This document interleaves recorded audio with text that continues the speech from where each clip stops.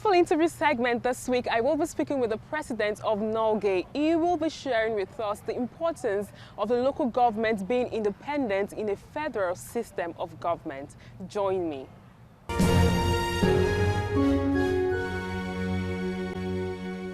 It's good to have you on the program. Thank you, Sharon. What progress could you say Norgay has actually made so far in ensuring that Nigerian system of government ensures that the local government actually has autonomy? Well, I want to say that the update is so far so good. Although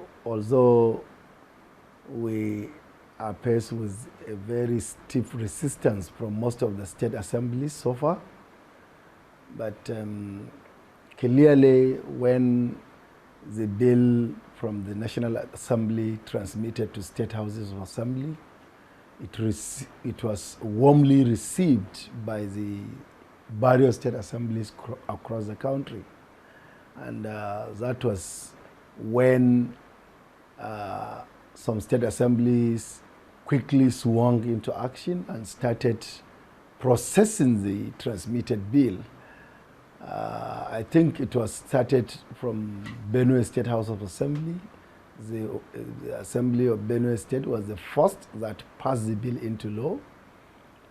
And it went like that up to about 9 state assemblies when the Nigerian Governors Forum realized that if they continue keeping mute, the bill for the local government autonomy may scale through. And I believe Nigerians are aware when they quickly summoned a joint meeting in Abuja between the forum of the speakers of the House of Assemblies and the Nigerian Governors Forum.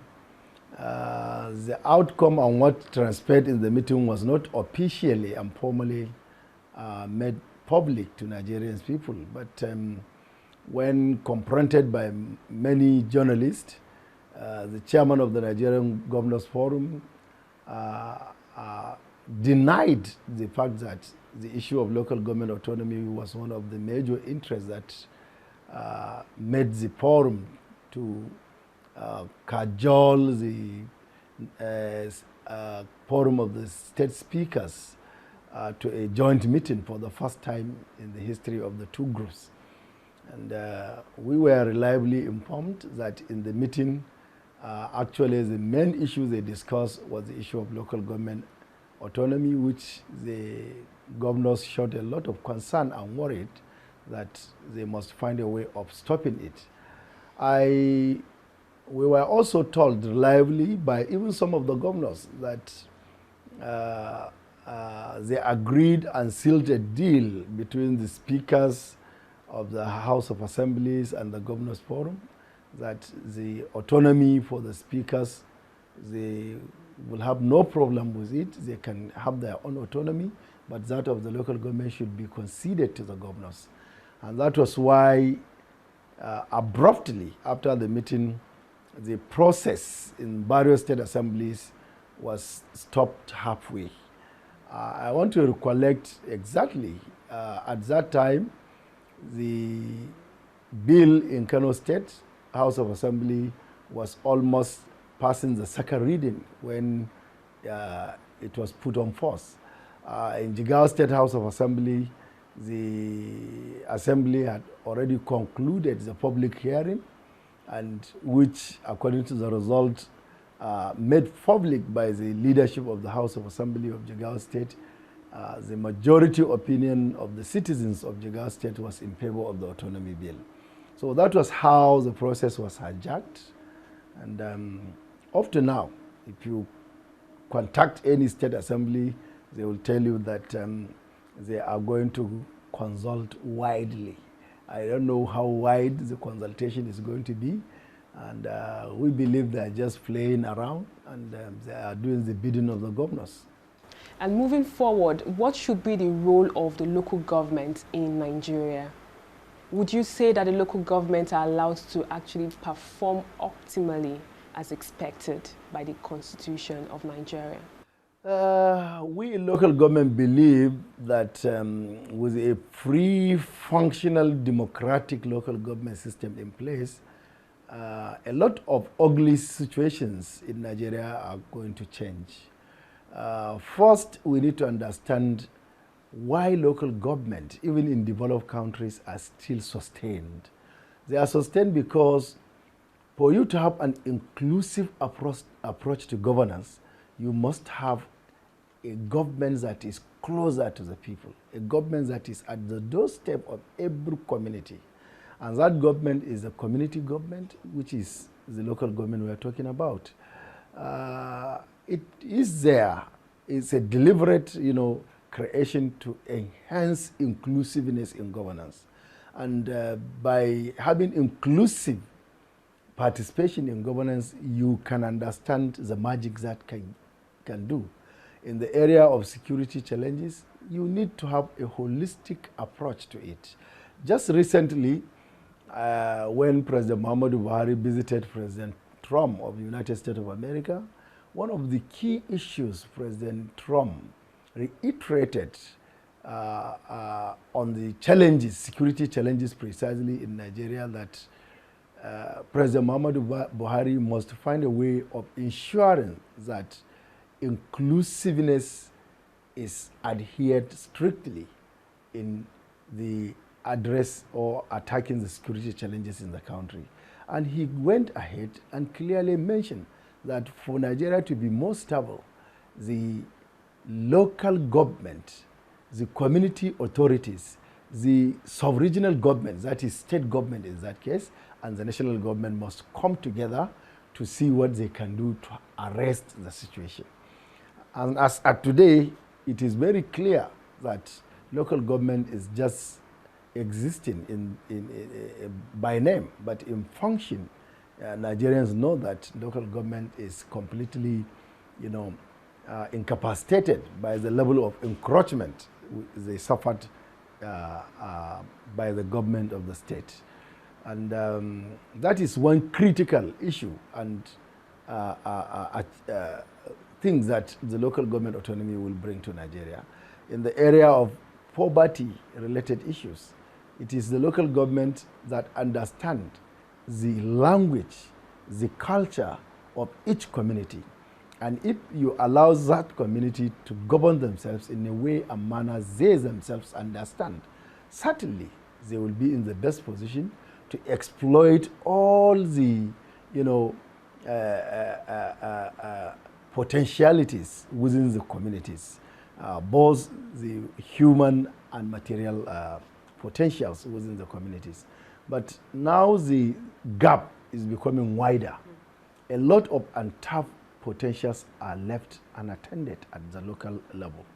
And because of the poor enabling environment in the local government, that also increase the rural-urban migration, which if you go around to major cities in Nigeria, you will see how young people are trooping from rural areas to cities. And when they come to cities, all in search of greener pasture, the greener pasture is nowhere to be found.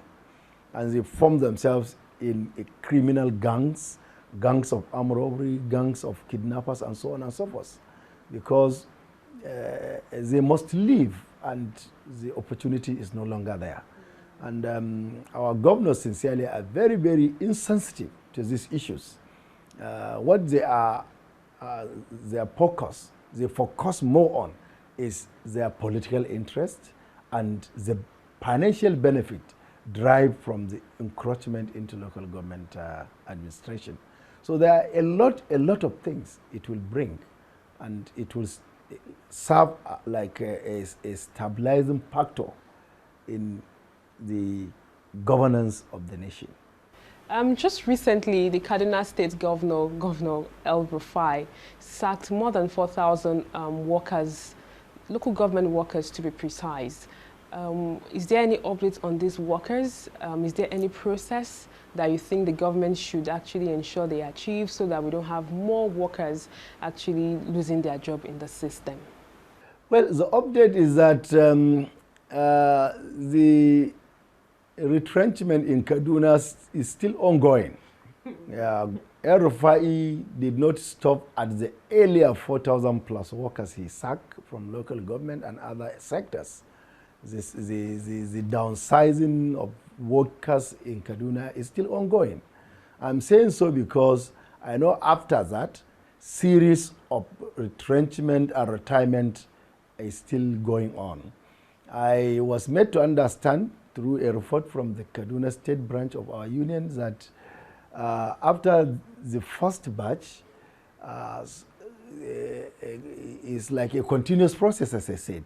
Any member of staff, be it in local government or state service, that serve for 30 years, 31, 32, RFIE will just, sack him. So almost any employee in the service of Kaduna State that has about 2 years to his retirement age, either by age or by years of service, RFIE will just push him out. Without salary?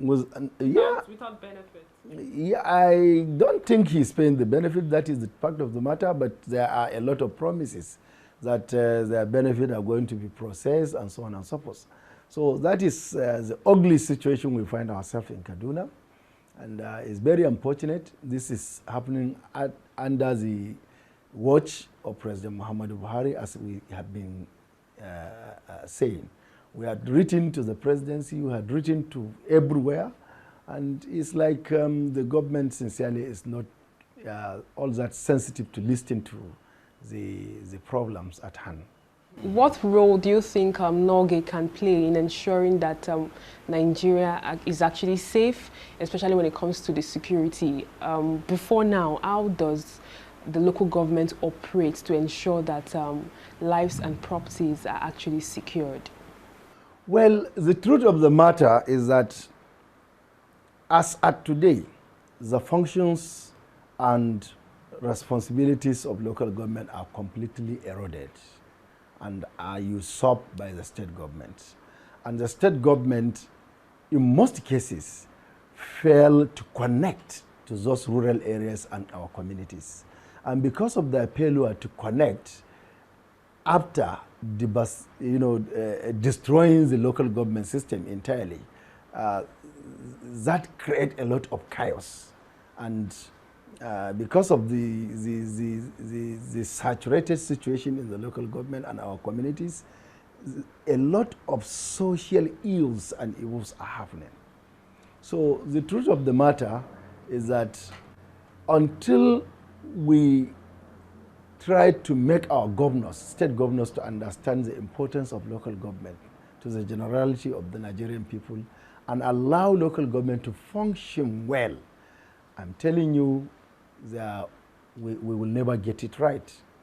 So we need to fix this level of government because Nigeria is a diverse country. And in our diversity, like we said, lies our strengths. And how can we exploit those strengths in the diversity is by ensuring that the weaker in society, the minority in the society, are adequately provided for. And how can you provide for them?